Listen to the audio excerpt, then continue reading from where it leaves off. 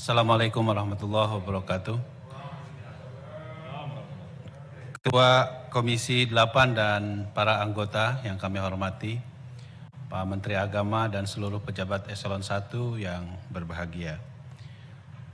Pertama, ketika Pak Jenderal Purnawirawan Fahru Roji menjadi menteri, saya punya harapan yang sangat besar bahwa Pak Jenderal akan banyak melakukan terobosan-terobosan dan akselerasi bagi misi Presiden untuk bagaimana membangun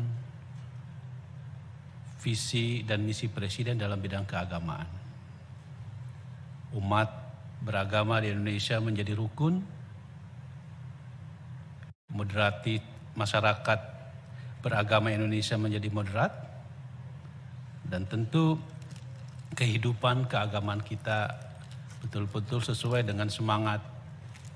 Ada kesesuaian antara semangat nasionalisme dan religiusitas bangsa kita. Saya tadinya sangat berharap sekali Pak Menteri menyampaikan presentasi tentang anggaran 2021 ini dengan gagasan-gagasan yang orisinil itu lahir dari beliau. Karena anggaran 2021 ini adalah juga mencerminkan dari gagasan dan ide Pak Jenderal Purnawirawan Fahru Roji tentang mau dibawa kemana Kementerian Agama. Tapi Pak Menteri, saya membacanya akhirnya harus mengelus dada. Kenapa? Karena saya kok ini seperti copy paste anggaran tahun 2020.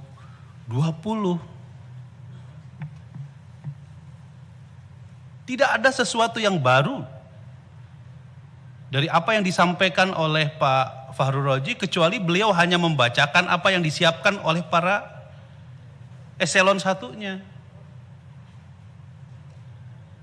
Terus terang saja Pak, saya harus sampaikan ini Pak. Apa garis diferensiasi antara visi, misi yang dibuat oleh Pak Jenderal Fahru Roji dengan menteri sebelumnya? Tidak ada Pak, menurut saya.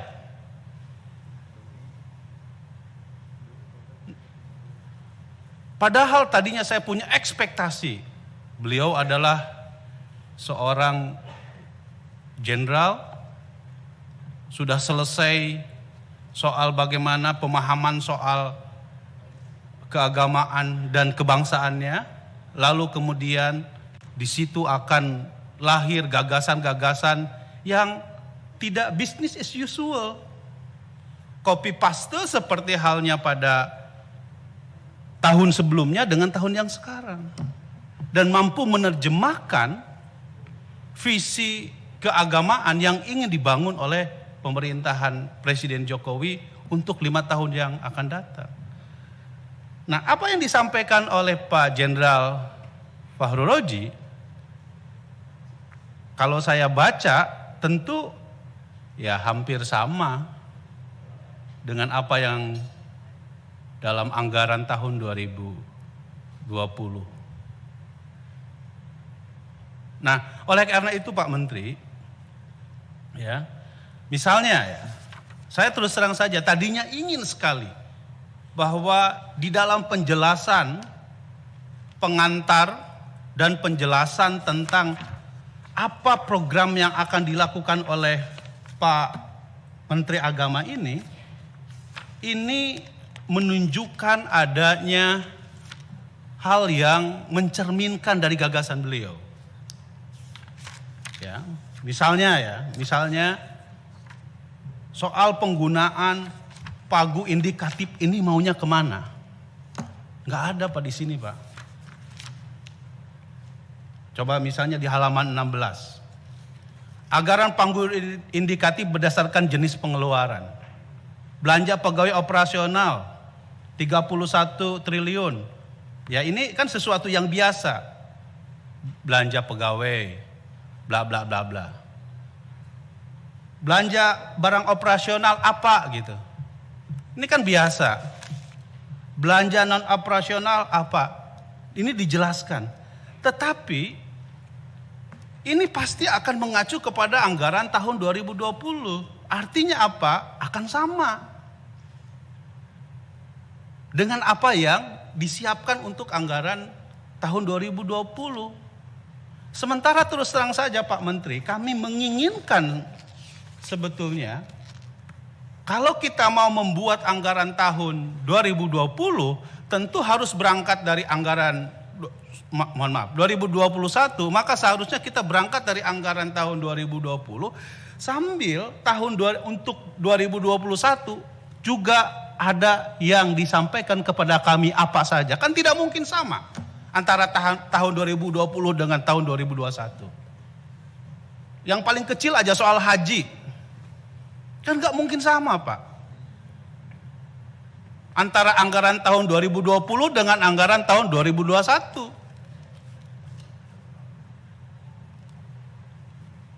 Nah, kami tidak melihat atau pendis yang pasti juga mengalami perubahan yang oleh Pak Marwan tadi disebutkan tidak, dan Pak Pak Ihsan juga tidak mencerminkan bahwa kita ini sedang di era krisis pandemi COVID-19.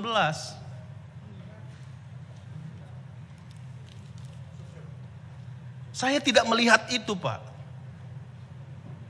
Maka sangat disayangkan sekali. Terus terang saja kami sudah dengan mitra kami Pak, dengan Kementerian Sosial, dengan Kementerian PPA, dengan BNPB, semua mencerminkan bahwa kondisi sedang pandemi COVID-19. Maka anggarannya pun dengan program, karena kan kita tahu salah satu di antara sistem penganggaran yang dibuat oleh pemerintahan Jokowi ini adalah money follow the function. Nah, functionnya itu jadi disebutkan di dalam anggaran tahun 2021 ini. Yang 66 triliunnya itu tidak disebutkan. Functionnya itu apa? Programnya itu apa? Yang mengherankan buat saya adalah justru usulan tambahannya yang ada functionnya.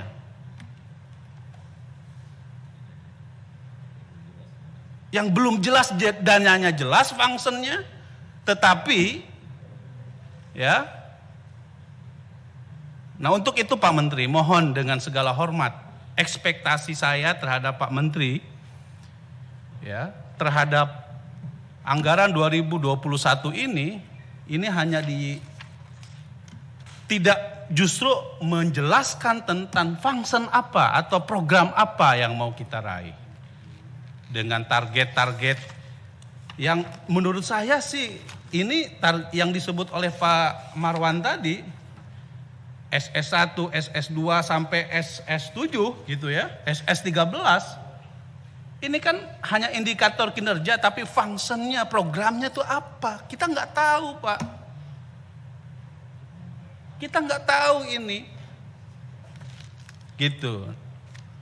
Nah oleh karena itu Pak Menteri, ya, catatan-catatan kami, kita sudah beberapa kali rapat dengan Pak Menteri. Ini pun juga menurut saya tidak dicerminkan dari apa yang disampaikan oleh Pak Menteri. Misalnya soal SBSN Pak. Berapa kali saya rapat dengan Pak Dirjen. Kalau SBSN lebih besar, maka keleluasaan kita untuk bagaimana menganggarkan untuk kepentingan pesantren dan madrasah swasta itu akan sangat sulit untuk kita lakukan Pak. Karena memang tidak dimungkinkan menggunakan dana SBSN untuk madrasah dan pesantren.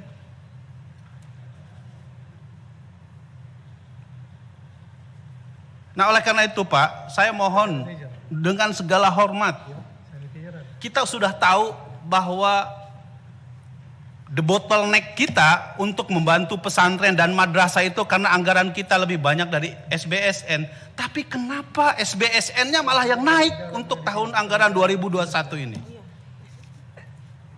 Coba gimana kita mau bisa membantu madrasah?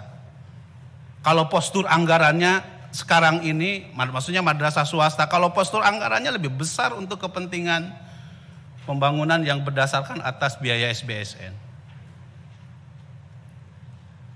Sulit, Pak. Aspirasi kami untuk membantu madrasah dan pesantren, kalau postur anggarannya lebih besar, anggarannya berasal dari SBSN, ya amaya sifun, Pak. Sulit. Gitu. Nah, untuk itu tentu kami menginginkan ya bahwa sebaiknya function atau program yang Bapak sampaikan dari semua berdasarkan atas usulan tambahan itu, kenapa nggak dimasukkan dalam penjelasan anggaran aslinya yang sebesar 66 triliun itu? Supaya kami tahu bisa masuk enggak gitu. Ya, nggak mungkin dana yang besar SBSN kita pergunakan untuk kepentingan misalnya membiayai invasing. Karena kan kita tahu SBSN itu semuanya untuk pembangunan infrastruktur kan. Maksudnya infrastruktur madrasah, infrastruktur KUA, UIN. Tapi untuk membiayai invasing, tunjangan kinerja, bisa nggak? Kan gak mungkin bisa, Pak. Sebagaimana pengalaman kita dalam menghitung anggaran itu. Jadi oleh karena itu, Pak, mohon dengan segala hormat ya, ditinjau kembali. Dan mohon sekali Pak Menteri, 66 triliun yang merupakan pagu indikatifnya itu diperuntukkan untuk apa saja dan kegiatannya apa saja di era pandemik ini sesuai dengan pidato pemerintah pada saat paripurna kepada kami. Supaya jelas arah dari pengembangan pembangunan di sektor keagamaan di era pandemi ini. Jadi bukan sesuatu yang biasa-biasa aja. Tidak copy paste seperti tahun 2020 gitu. Jadi oleh karena itu Pak Menteri mohon dengan segala hormat ya, sikap saya sebetulnya sejalan dengan sikap teman-teman yang sudah disampaikan, karena memang menurut saya kelemahannya seperti apa yang saya sampaikan itu Pak Menteri. Saya kira demikian Pak Menteri ya, Ketua, terima kasih atas waktunya. Wallahul muwaffiq ila aqwamit thoriq. Assalamualaikum warahmatullahi wabarakatuh.